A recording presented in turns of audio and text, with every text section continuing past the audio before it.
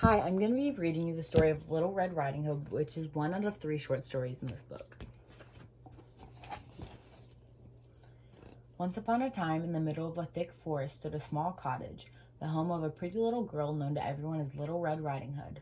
One day, her mommy waved her goodbye at the garden gate, saying, "Grandma is ill. Take her this basket of cakes, but be very careful. Keep to the path through the woods and don't stop. That way you will come to no harm." "Don't worry," said Little Red Riding Hood. "I'll run all the way to Grandma's house without stopping." The little girl made her way through the woods, but she soon forgot about her mother's words. "What lovely strawberries, and so red!" Laying her basket on the ground, Little Red Riding Hood bent over the strawberry plants. "They're nice and ripe and so big. Yummy!" Little Red Riding Hood ran back and forth, popping strawberries into her mouth. Suddenly, she remembered Grandma in the basket and hurried back towards the path. The basket was still in the grass, and humming to herself, Little Red Riding Hood walked on. The woods became thicker and thicker. Suddenly she saw some large daisies in the grass. "Oh, how sweet!" she exclaimed, thinking of Grandma. She picked a large bunch of flowers.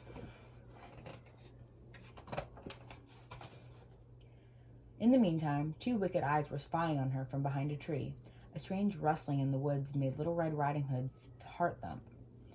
Suddenly, she heard the sound of a gruff voice which said, "Where are you going, my pretty girl, all alone in the woods?"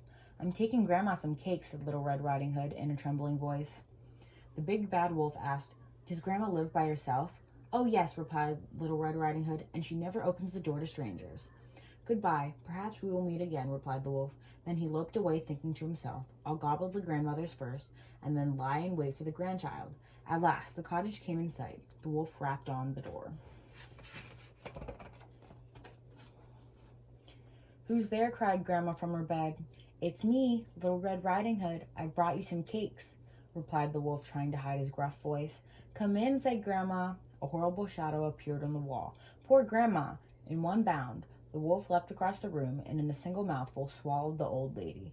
Soon after, Little Red Riding Hood tapped on the door.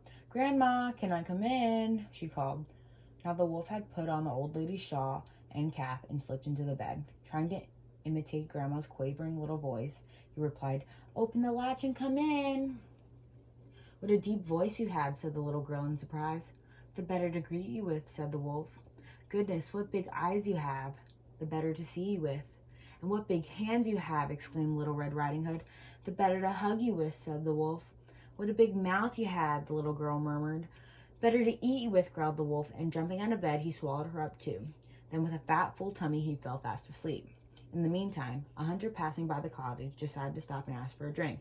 He had spent a lot of time trying to catch a large wolf, but had lost its tracks. The hunter could hear a strange whistling sound coming from inside the cottage. He peered through the window and saw a large wolf with a fat, full tummy snoring away in Grandma's bed. "The wolf! He won't get away this time."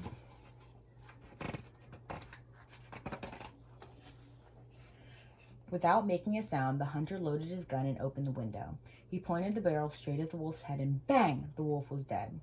"Got you at last," shouted the hunter. "You'll never frighten anyone again."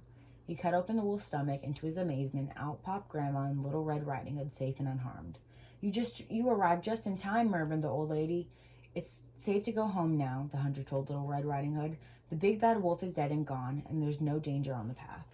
Much later, Little Red Riding Hood's mother arrived, worried because her little girl had not come home. When she saw Little Red Riding Hood safe and sound, she burst into tears of joy. After thanking the hunter again, Little Red Riding Hood and her mother set off towards home. As they walked quickly through the woods, the little girl told her mother, "We must always keep to the path and never stop. That way will come no harm." The end. Thanks for watching.